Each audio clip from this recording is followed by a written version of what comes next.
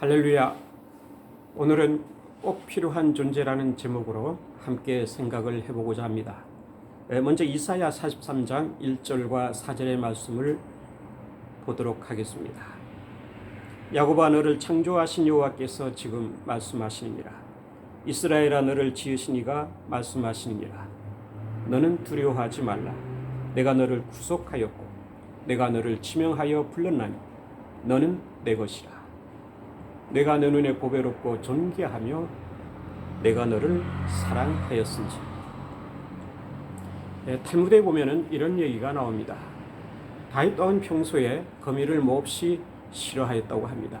왜냐하면은 아무 데서나 거미줄을 치기 때문에, 그래서 방이 더럽기도 하고 환경이 더러워지기 때문에 다윗은 이 거미야말로 세상에서 가장 불필요한 존재라고 여기에 되었고 늘 불쾌하게 생각을 했던 것입니다.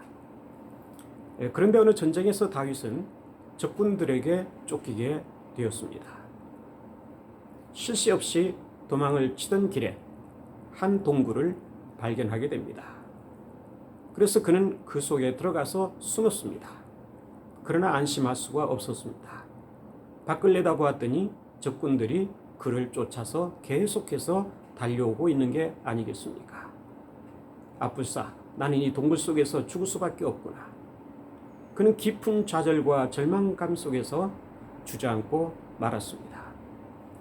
그런데 그때에 동굴 입구에 한 마리의 거미가 나타났습니다. 이 거미는 부지런히 거미줄을 치기 시작했습니다. 적군들이 동굴 입구에 당도했을 때에는 이미 동굴 입구가 거미줄로 전체적으로 쳐져 있었던 것입니다. 적군들은 서로 이렇게 얘기를 합니다. 저길 보세요. 동굴 입구에 거미줄이 가득 차 있는 곳으로 보아서 지금 다윗이 이 동굴 안에 들어갔을 리는 만무하네. 그러니 시간을 허비하지 말고 빨리 다른 길로 다윗을 쫓아서 달려가세요. 그러고서는 그들은 다른 길로 가고 말았습니다. 다윗의 목숨이 부지되었습니다. 다윗의 생명이 한 마리의 거미로 인해서 유지되는 축복을 얻게 된 것입니다. 우리는 종종 이 세상에 존재하는 어떤 것들에 대해서 불필요한 것이라고 느껴질 때가 있습니다. 아니면 그렇게 생각을 하는 경우가 많이 있습니다. 그러나 이 세상에 존재하는 모든 것이 하나님께서 창조한 것이고 하나님께서 두신 것이라면 불필요한 것이란 하나도 없습니다. 돌멩이 하나, 풀 한 포기, 아주 미미한 동물이라 할지라도 그것은 꼭 필요하기 때문에 하나님께서 이 세상에 두셨다고 할 수가 있습니다.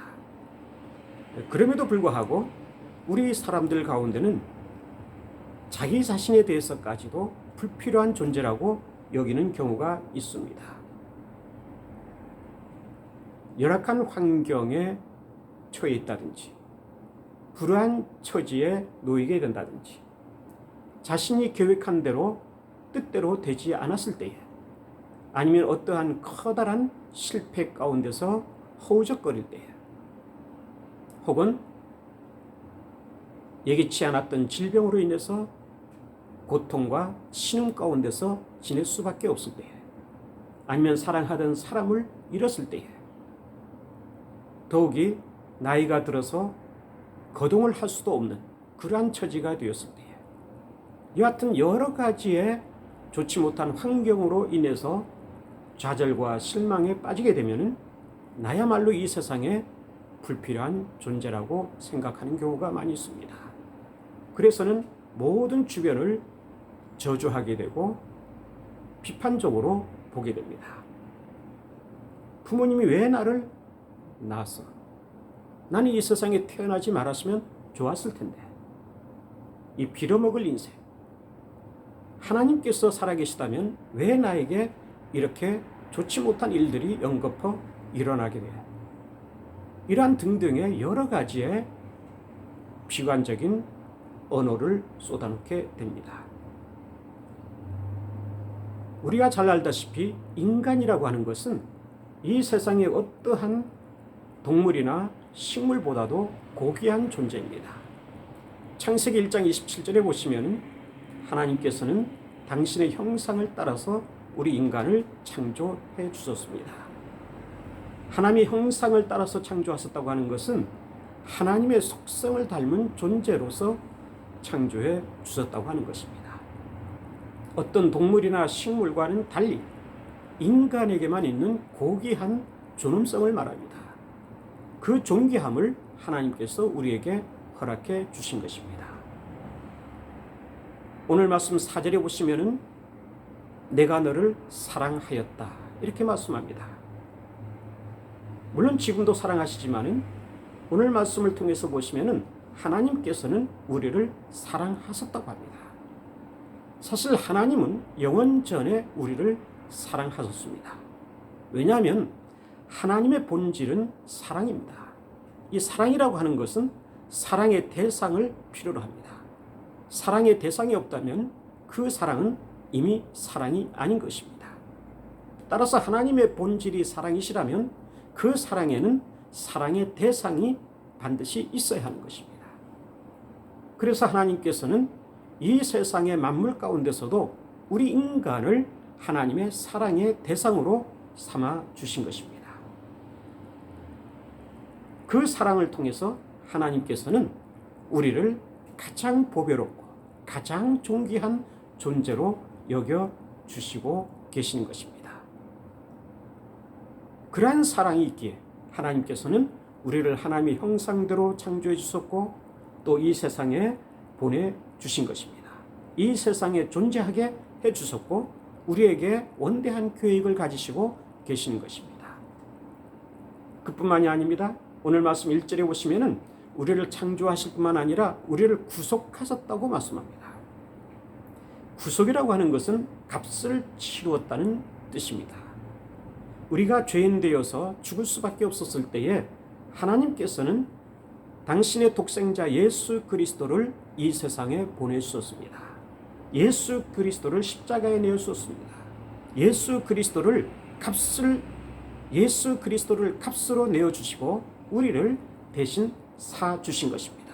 우리를 구원해 주신 것입니다. 그만큼 하나님께서는 우리를 사랑하고 계십니다. 하나님께서 우리를 사랑하시지 않는다면 죄를 범한 우리를 왜 용서하시고 우리를 죄악 가운데서 구출하시고 영원한 생명을 주시는 구원을 이루어 주셨겠습니까? 예수 그리스도를 주시기까지 우리를 사랑하셨다고 하는 것 자체가 하나님의 사랑을 입증하는 하나의 사건이라고 할 수가 있습니다. 그만큼 하나님께서는 우리를 사랑하고 계십니다. 우리가 이 세상에서 어떠한 시련 가운데 있다 할지라도 어떠한 불우한 환경 가운데 있다 할지라도 그것들이 우리의 존재의 의의를 해칠 수는 없습니다. 우리는 우리가 존재하고 있다는 것 자체가 이미 존재의 가치가 있는 것이고 존재의 목적이 있는 것입니다. 왜냐하면 나는 하나님의 사랑을 받고 있는 존재이기 때문입니다. 내가 하나님의 사랑을 받고 있는 존재라고 하는 것 그 자체가 이미 존재의 의의가 있는 것이고 존재의 가치가 있는 것이고 존재의 목적이 있는 것입니다. 그렇기 때문에 우리는 환경으로 인해서 나는 불필요한 존재라고 생각할 필요가 없습니다. 그렇게 생각하는 것 자체가 불행이지 않을 수가 없습니다. 열악한 환경보다도 더 불행한 것은 나는 불필요한 존재라고 생각하는 그 생각 자체라고 할 수가 있습니다. 우리 한 사람 한 사람은 하나님의 형상을 따라서 지음받은 존재입니다. 우리 한 사람 한 사람은 예수 그리스도의 피값으로 사신 바 된 하나님의 자녀입니다. 그것이야말로 우리가 이 세상에 존재하는 가장 궁극적인 존재의 의의이고 존재의 목적이라고 할 수 있습니다. 나는 꼭 필요한 존재입니다.